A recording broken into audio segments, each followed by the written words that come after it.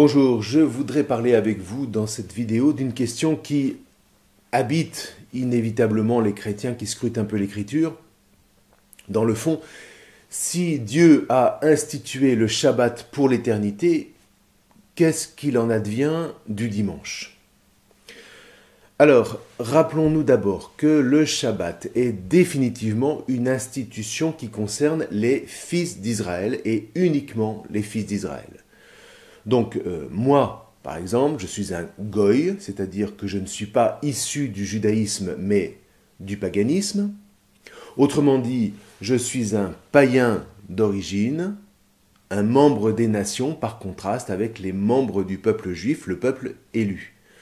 Donc, en tant que pagano-chrétien, c'est-à-dire en tant que chrétien issu du paganisme, je n'ai pas à célébrer le Shabbat. En me configurant au Christ Jésus, le baptême a fait de moi par la foi un fils d'Abraham, mais pas un fils d'Israël.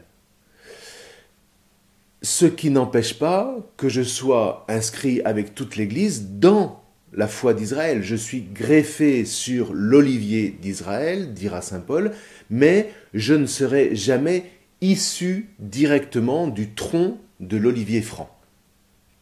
Et ça n'a rien de dévalorisant, puisque en Christ, la plénitude du salut est offerte aux juifs comme aux non-juifs, mais pas sous la même modalité. Il y a une manière judéo-chrétienne de recevoir le Christ, et puis il y a une manière pagano-chrétienne de recevoir ce même Christ, restant sauf le fait que judéo-chrétiens et pagano-chrétiens constituent ensemble le peuple que Dieu veut rassembler.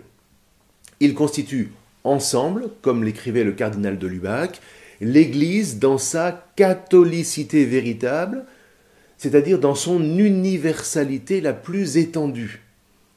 Je vous rappelle que catholique ne désigne pas l'Église de tradition latine, mais l'Église universelle, unie autour d'une seule et même foi en Christ, mort et ressuscité pour notre salut, quels que soient les rites par lesquels les confessions expriment ce credo. Bien. Donc, le peuple des fils d'Israël bénéficie de l'élection qui fait de ce peuple un peuple à part, un peuple saint parmi les nations de la terre. Mais cette sainteté n'est pas donnée pour être confisquée par les fils d'Israël.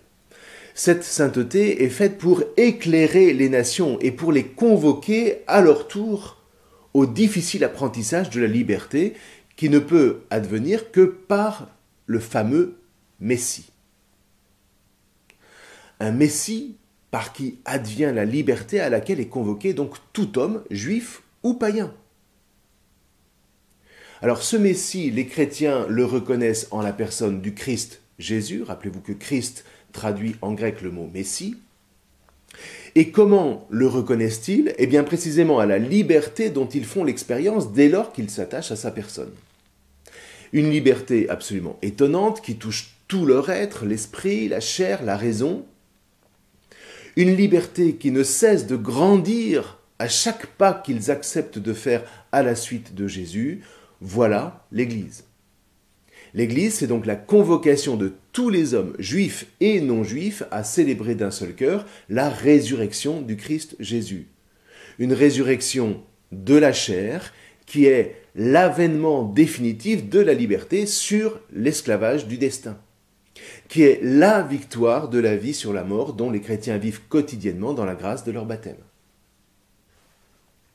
Alors ceci posé, allons plus loin. Ne restons pas dans les concepts abstraits, mais laissons-nous éclairer par le concret, par la chair de l'histoire. Le Christ vit sa mort à l'occasion d'un grand Shabbat, c'est-à-dire un Shabbat qui coïncidait cette année-là avec la fête annuelle de la Pâque.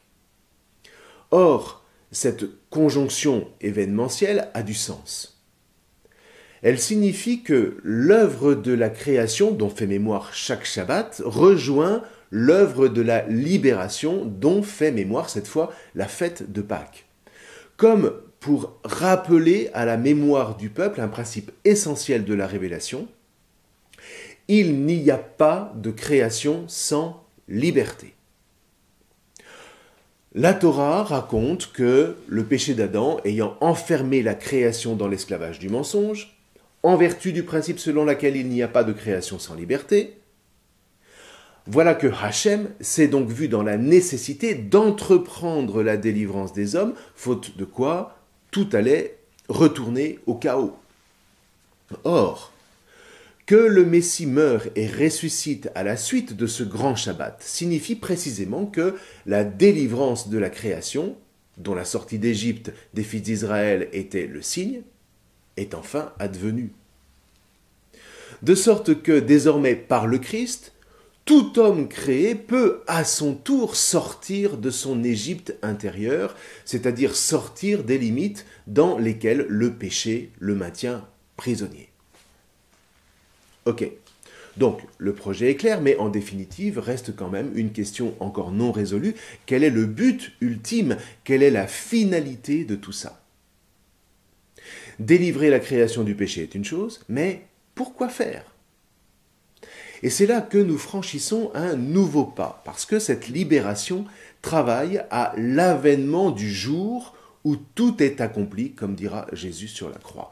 Le jour où enfin la création rencontre librement son Créateur. Or, ce jour nouveau n'est autre que ce que la tradition va nommer le 8e jour, sur lequel maintenant il nous faut nous arrêter. Alors, qu'est-ce que c'est que ce 8e jour? Pour le dire rapidement, vous savez que la création est racontée comme un épisode fondateur qui dure 6 jours. Alors, non pas 6 jours horaires, rappelez-vous, ne serait-ce que le psaume 90, pour Dieu, 1000 ans sont comme un jour. Donc, ces 6 jours sont plutôt à considérer comme 6 étapes par lesquelles la création émerge du chaos initial, le fameux Tohu va Bohu, le Tohu Bohu de Genèse 1. Toujours est-il qu'après ces 6 jours, ces 6 étapes, vient le 7e jour où cette fois Dieu cesse de créer. Non qu'il se retire de la création, qui n'y survivrait pas et qui retomberait à l'instant même dans le chaos, mais en quelque sorte, Dieu abdique sa puissance créatrice pour confier ce 7e jour à la liberté de l'homme. Rappelez-vous ces fameuses paroles de Genèse 1, 28, « Fructifiez, multipliez-vous, remplissez la terre et soumettez-la ». De sorte que la Torah nous raconte que la création n'a en réalité de sens que si elle est une co-création, c'est-à-dire une création à laquelle l'homme est convoqué à collaborer de façon inattendue. En quelque sorte, vous voyez, Dieu fait le gros œuvre, et c'est à l'homme de mettre la dernière main. Alors pour comprendre vraiment, il y a une image qui vaut ce qu'elle vaut, mais qui peut aider. C'est l'image de la brigade d'une cuisine de grand restaurant. Qu'est-ce que vous voulez? Je suis bourguignon, donc tout ce qui a trait à la nourriture est forcément parlant pour moi. Bon, quoi qu'il en soit, la brigade, c'est le groupe des cuisiniers chargés de faire le gros œuvre. Cuisson des poissons, des viandes, confection des sauces, etc. Et le chef, lui, c'est celui qui met la touche finale, la touche indispensable, qui va donner à ce poisson ou à cette viande cette saveur exceptionnelle qui est la marque du chef et qui fait le succès du restaurant. Eh bien, dans la co-création du monde, le chef, paradoxalement, c'est l'homme. Et le second qui dirige la brigade, c'est Dieu. Alors c'est étonnant, mais en même temps, c'est d'une exigence extrême, parce que c'est bien joli tout ça, mais encore faut-il que l'homme tienne sa place. Et qu'il tienne sa place en tant que chef. Parce que le voilà convoqué à donner le meilleur de lui-même, ce qui suppose d'une part qu'il ne se considère pas au-dessus des règles, sans quoi il va transformer sa brigade en cohorte d'esclaves, Dieu y compris. D'autre part, le voilà acculé à mettre en œuvre sa liberté créatrice, une liberté par laquelle il va donner son originalité au plat avant qu'on ne le serve en salle. Alors maintenant, imaginons qu'au lieu de finaliser le plat, le chef décide de le manger. Eh bien c'est fini. La brigade n'y comprend plus rien et elle se dit que son travail a perdu son sens. Et de l'autre côté, en salle, eh bien, on attend affamé. La création des ingrédients a bien eu lieu, mais sans la touche finale qui ne peut advenir qu'à travers la liberté créatrice du chef. Lui seul sait transformer chaque assiette en œuvre d'art unique et faire surgir la joie de la dégustation des convives dans la salle du restaurant. Sans cette touche finale indispensable, tout est bloqué. Eh bien, vous voyez, c'est à peu près la même chose que nous raconte la Genèse. Le 7e jour, la brigade divine apporte à l'homme les ingrédients de la création pour qu'à travers sa liberté créatrice, l'homme mette la touche finale qui va ouvrir les portes de l'accomplissement de toute l'œuvre de la création, à savoir les portes du 8e jour. Ce jour qu'Isaïe va précisément décrire au chapitre 25 de son livre comme un festin messianique, composé de viande grasse et de vin vieux pour tous les peuples de la terre.